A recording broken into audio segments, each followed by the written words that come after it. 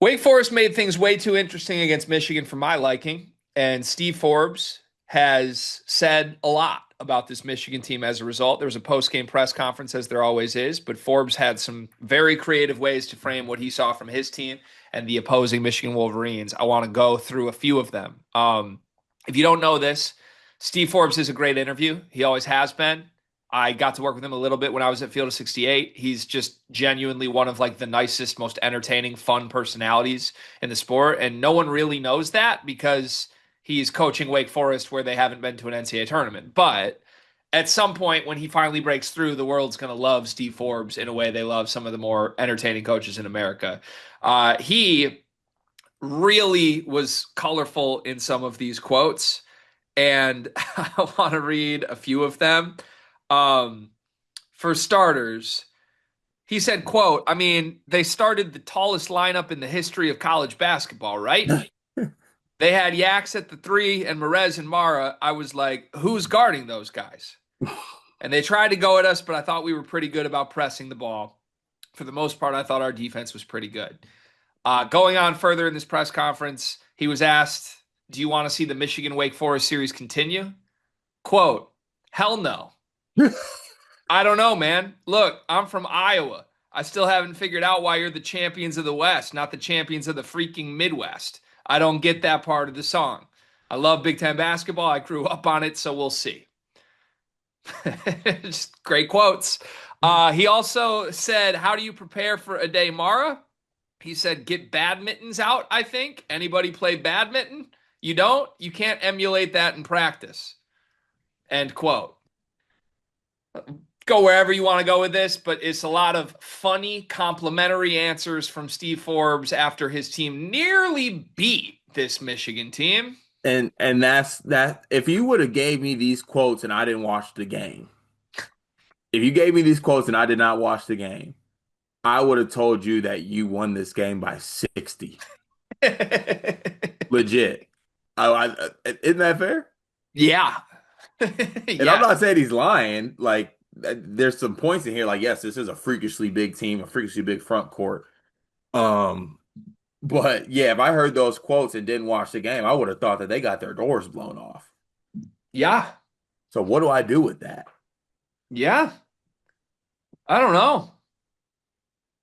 I don't know. I agree. They're funny. This is just Steve Forbes being Steve Forbes. But yeah, I feel like one thing I've learned through the first week of this college basketball season is every coach in America following a loss wants to make the opponent out to be a national champion Is caliber team. that a thing? Yeah, like this was Mark or Pat Kelsey after he beat Kentucky. Well, they're national championship good, and that was after a win. Like, One of the many reasons why, if we ever get the chance, and I'm graced enough to coach a team, and honestly, I think it'll probably be at a lower level, right? Like, you're I never think at coaching.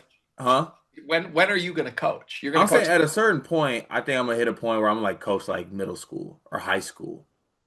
Hopefully, a one that's good enough where they do have a post like game press conference. Let's say like I'm coaching at Brother Rice and we just beat De La Salle. I'm gonna go to the post game press conference. Like, I mean, like straight up, De La Salle shit. And that's why we made, and that's why we won by 20 because they're pretty bad, and they're also pretty poorly coached.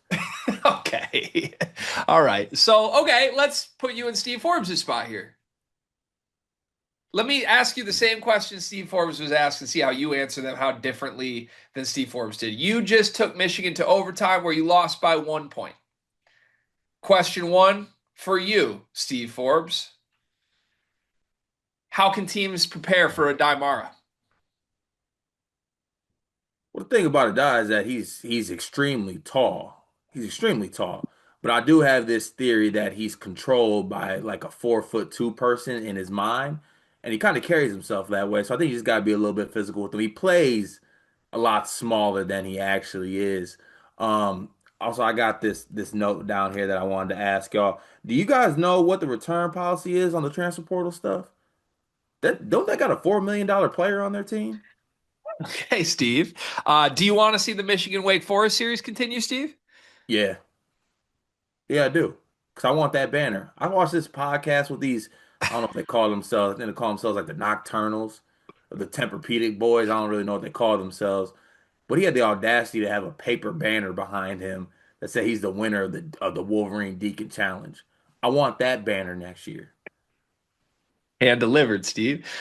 Steve, what did you see from your team tonight in general overall? Not enough shot making from Nate. Trevon couldn't keep his goddamn hands to himself. Elliot, I'm honestly, I am a little bit thankful that my team made it through in one piece with that Cadeau fella flying around. Good player though. On that note, he had a Cadeau quote here that cracked me up. Oh, need it. Quote, I've seen Elliott play too much. I'm tired of him, but he's really good with handling the ball. He gets the ball to the right people. I bet he's fed up. I mean, that Steve There Forbes. was a small part of Forbes like, hell yeah, no Cadeau. Like in the ACC anymore, and then nope, right back to it. Oh, 100%. Yeah, the hook and holds are still here. Damn it, we lost by one. Like, of course that happened. Yeah, I I don't know. It's funny. For what it's worth, the idea that Michigan is the tallest lineup in the history of college basketball, is that fake to you? Is that real? So Yax is 6'9", right? Yax is 6'9". Merez is 6'10". Michigan starts 6'1", 6'5", 6'9", 6'10", 7'3". I had this thought in my head that UConn national championship team was taller. It was Newton 6'5" at the one, Castle 6'5" at the two, Spencer 6'5" at the three, Caravan 6'8" at the four, and then a 7-footer in Klingon. So 6'5" and 6'8", the 3 and the 4. Yeah, that's food.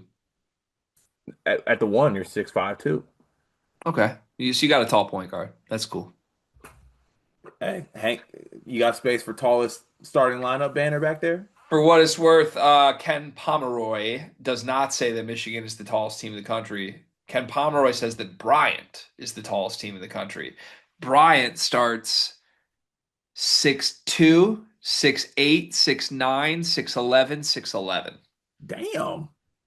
I think that might be the tallest team in college basketball That history. is that. And does Wake Forest play them this year? Steve Forbes, liar. Steve Forbes, liar. Steve Forbes, no tournament bids. Steve Forbes, every summer, we're going to make the tournament this year. Steve Forbes, liar. Liar, But a nice liar. but a funny one.